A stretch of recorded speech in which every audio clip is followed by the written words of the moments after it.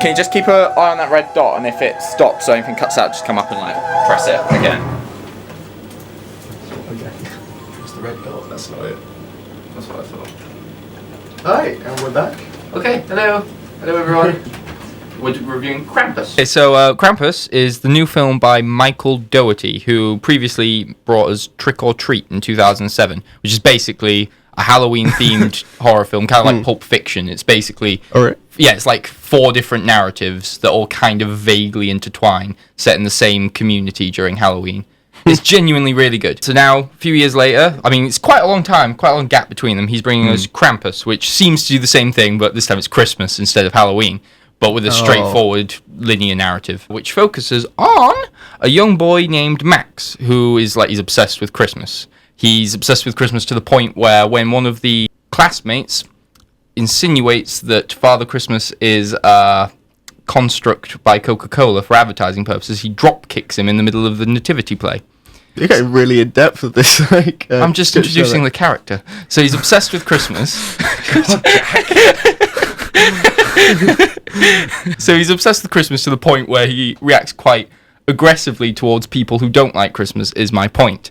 Which is a problem when his dysfunctional family come over for the 3-day period leading up to Christmas. Because they all, to vaguely different extents, hate each other. There's tensions brewing, there are unwanted relatives arriving, and when his cousins do something in particular, he kind of snaps, and he basically says, like, I've had enough with Christmas, and I've had enough with all of you, which is what prompts the wrath of Krampus. Let's go into the folklore. Do you want to talk about what Krampus is? Yeah. Krampus is one of my favourite mythological creatures. Ranking it at number 3 behind the Easter Bunny and the sexy swamp monster.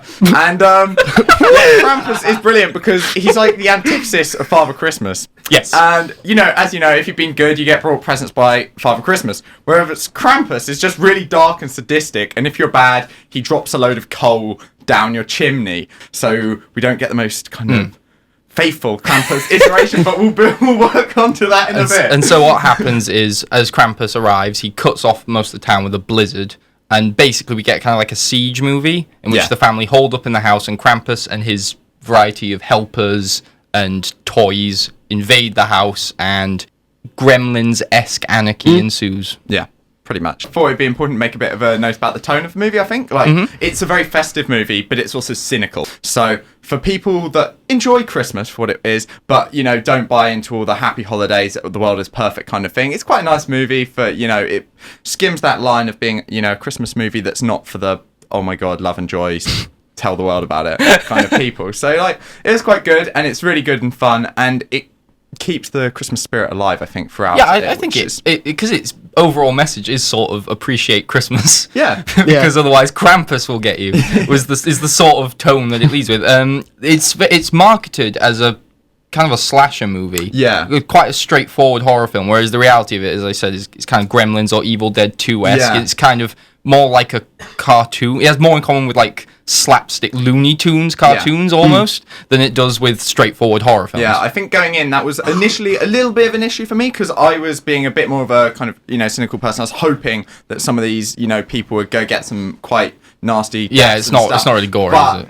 It's not gory at all. There's no blood, actually. I think there might be a couple of blood splatters, but there's no actual kind of gore or anything like that, which is fine once you realise. But I think for the first act, I was a bit in hesitation of where it was going to go, actually, because of the festive kind of optimistic tone it had. But I was fine with that afterwards because it was consistent with it. It's more of a marketing issue than necessarily exactly. But yeah, it definitely feels Gremlins-esque, not only in the sense that it's set at Christmas and that it centres on a family and about trying to get to the heart of what Christmas should be, but also because when you have Krampus's helpers running around the house, they're these little miniature things, and they're kind of like doing that evil cackling. Yeah, they sound and act just like Gremlins do.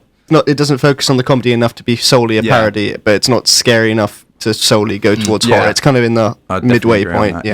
I quite enjoyed the critters and the kind of monsters and Krampus's little crew. Quite inventive designs. And it was quite cool. Yes, I was really surprised. Really good. Some nice ones, like the elves were quite cool. I wasn't expecting that. And at the end, where he's got his sleigh and all his kind of demons and beasts and stuff, it's very good.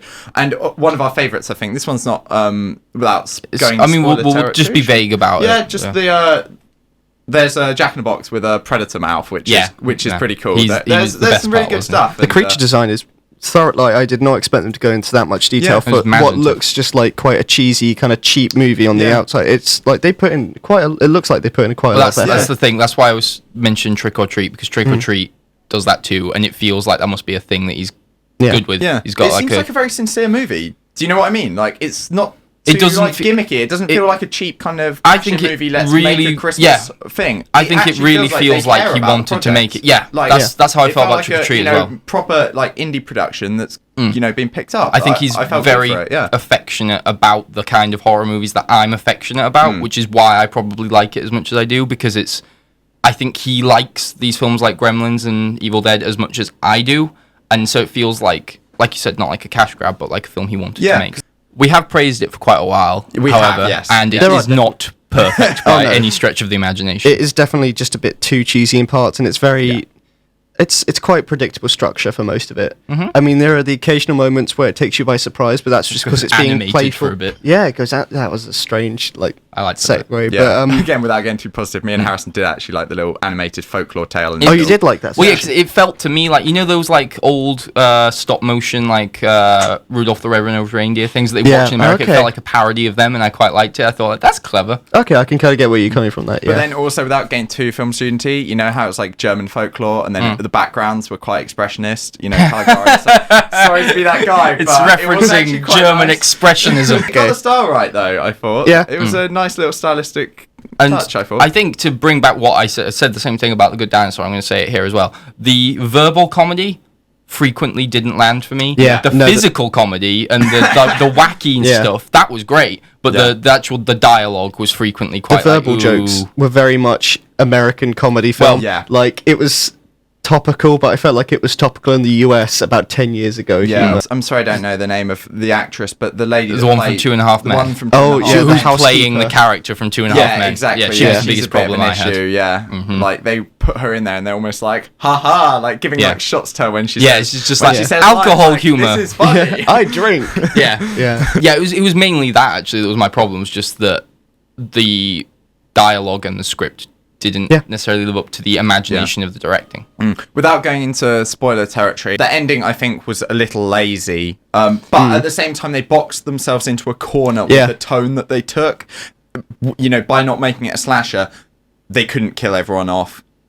The I'm ending going to avoid saying anymore. But a little anticlimactic. It was felt a little a bit rushed. anticlimactic and because rushed. the film peaks in a sequence where they go up into the attic. That's definitely and after the peak that, of it. it doesn't ever hit that level again. It's just tying up ends whilst there's actually supposedly still some jeopardy going on. Whilst we said they're flaws, I can think of far more bad Christmas movies than that, and I wouldn't be... A lot of worse Christmas horror films. Yeah, exactly. I would recommend Krampus. Yeah, me too. Yeah. So do you want to go into the ratings, or does anyone have anything else? Enjoyment, I would say it was around a 6 or 7, kind of. But just on a pure technical level, it's like a 4.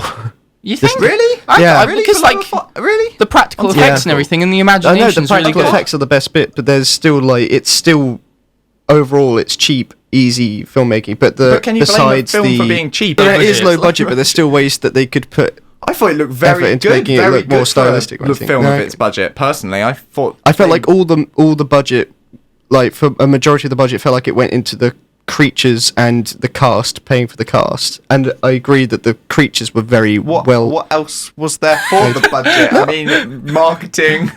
All right. Sorry, Jack. So that's fine. What was your actual rating? I'll go with a 5 then for the middle. All right. Yeah. I want to go much higher than it deserves because I enjoyed it as much as I did. I'm gonna give it a 7, which is basically the halfway point between what I actually like it and what I think it actually is. It's definitely flawed, but I can think of much better films, and more specifically, much better horror films that I would less like to watch again that I've seen recently. Like, I would watch this again over It Follows. Yeah. So. Really? Yeah. Because I enjoyed it. Yeah. No, that's fair enough.